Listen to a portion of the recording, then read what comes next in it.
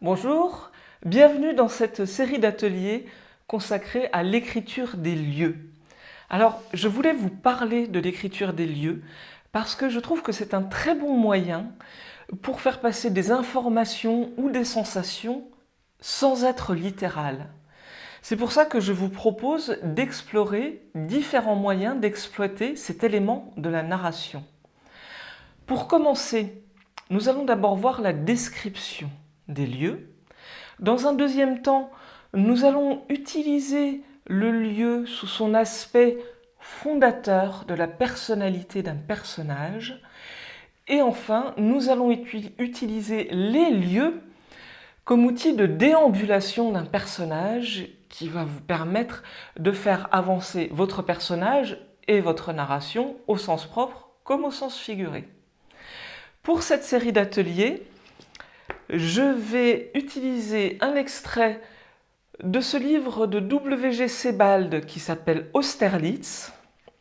Et puis j'utiliserai également ce petit éloge de la lecture de Pef. Et pour terminer, je vous lirai un extrait de Y revenir de Dominique Hanné. Avant de commencer, je vous propose de regarder quelques recommandations qui vous permettront de profiter pleinement de cette série d'ateliers. Pour bien profiter des ateliers d'écriture, j'ai 5 recommandations à vous faire. La première, bien sûr, c'est de vous installer d'abord dans un endroit calme, où vous ne serez pas dérangé, que ce soit pour regarder la vidéo de l'atelier et ensuite pour écrire. La deuxième recommandation, justement, c'est d'écrire juste après avoir vu la vidéo. Comme ça, vous serez encore imprégné du texte que je vous aurai lu. Troisième recommandation, fixez-vous une durée d'écriture. La durée d'écriture idéale varie selon les personnes. Moi, j'aime bien partir sur 1 heure. 1 heure, ça me semble idéal pour avoir le temps de développer des idées et en même temps d'éviter de partir sur un projet à long terme. Mais c'est très personnel, à vous de voir. Mais je vous laisse fixer ce temps d'écriture à l'avance également pour ne pas dépasser les 1000 mots maximum. Quatrièmement, pensez à relire vos textes avant de me les envoyer. D'abord pour vérifier qu'ils disent bien ce que vous vouliez dire, et ensuite pour enlever toutes les fautes d'orthographe, les coquilles, etc. Ce sera plus confortable à lire pour moi. Et cinquièmement, c'est vraiment le conseil le plus important que je puisse vous donner. Prenez plaisir à écrire. Osez. Écrivez des choses que vous n'auriez jamais écrites. Lancez-vous. Expérimentez, ces ateliers d'écriture sont là pour ça. Donc prenez plaisir à écrire et surtout osez.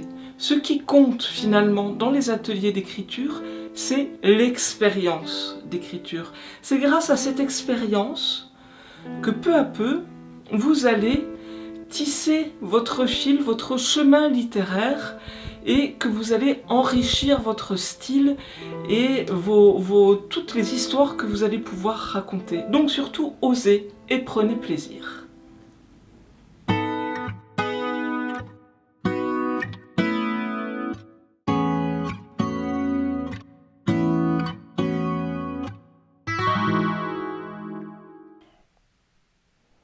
Bien, commençons par explorer un lieu et le décrire en toute simplicité.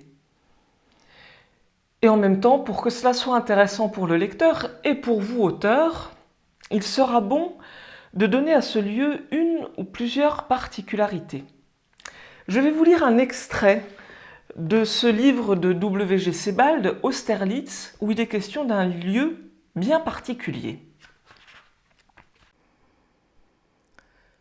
C'est ensuite, après plusieurs mois après cette rencontre de Liège, que je tombai à nouveau par pur hasard sur Austerlitz, à Bruxelles, sur l'ancien mont de la Potence, plus précisément sur les marches du palais de justice qui, me dit-il aussitôt, constituait le plus grand amas de moellons de toute l'Europe. La construction de cette singulière monstruosité architecturale, à laquelle il songeait à cette époque consacrer une étude, avait été entreprise vers les années 80 du siècle dernier, dans la précipitation, sous la pression de la bourgeoisie bruxelloise, me raconta Austerlitz, avant que les plans grandioses présentés par un certain Joseph Pollard aient été élaborés en détail, et la conséquence en était, dit Austerlitz, que dans ce bâtiment d'une capacité de plus de 700 000 mètres cubes, il existait des corridors et des escaliers qui ne menaient nulle part, des pièces et des halls sans porte, où jamais personne n'avait pénétré, et dont le vide conservait emmuré le secret ultime de tout pouvoir sanctionner. Austerlitz me relata que, cherchant un labyrinthe d'initiation des francs-maçons, dont il avait entendu dire qu'il devait se trouver soit dans les caves, soit dans les combles du palais, il avait erré de nombreuses heures dans les entrailles de cette montagne de pierre, parcourant des forêts de colonnes, passant près de colossales statues, montant et descendant des escaliers sans que jamais personne ne lui demande ce qu'il voulait. Parfois, dans ses pérégrinations, fatigué ou cherchant à s'orienter, il avait regardé par les fenêtres percées dans les épaisses murailles, dominer les toits gris-plomb se chevauchant et s'encastrant comme les glaces chaotiques d'une banquise, ou plonger le regard dans les gouffres et les puits de cours intérieures où jamais encore le moindre rayon de lumière n'avait pénétré. Il avait parcouru, dit Austerlitz, des couloirs et des couloirs, prenant tantôt à gauche, tantôt à droite, continuant tout droit, indéfiniment.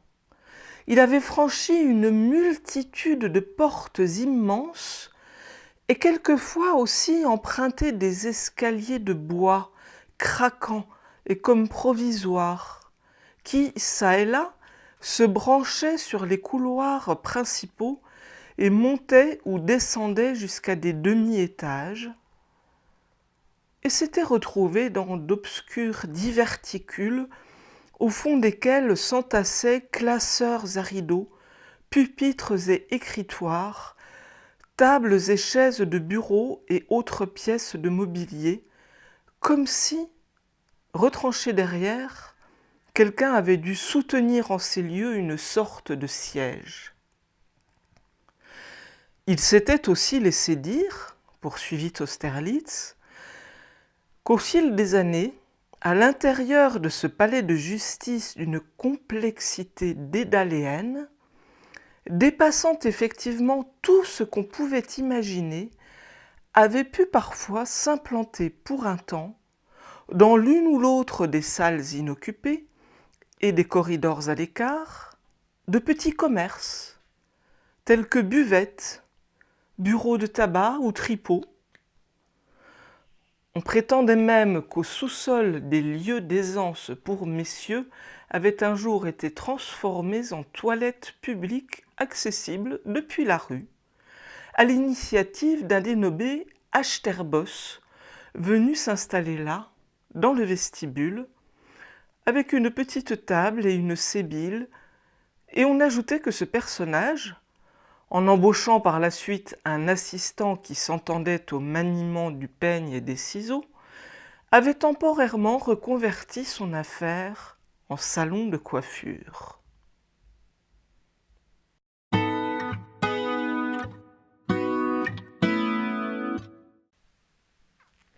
Ça donne envie de visiter le palais de justice de Bruxelles, vous ne trouvez pas?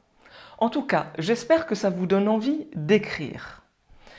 Je vous propose d'imaginer un lieu délimité, un lieu complètement fermé ou partiellement à ciel ouvert. Ce qui compte, c'est que l'agencement intérieur de ce lieu soit en décalage avec la vision extérieure qu'on a du lieu. Par exemple, ça pourrait être un lieu qui est plus grand à l'intérieur qu'à l'extérieur. Vous pouvez inventer bien sûr un autre décalage ou utiliser cette suggestion si elle vous inspire. Vous allez faire une description de ce lieu, mais vous allez en plus y ajouter un personnage et évoquer les sensations de ce personnage au moment où il découvre ce lieu insolite. C'est à vous d'écrire. Envoyez-moi vos textes de 1000 mots maximum au format RTF ou doc, que vous enverrez à l'adresse écrire avec ig@gmail.com. À bientôt.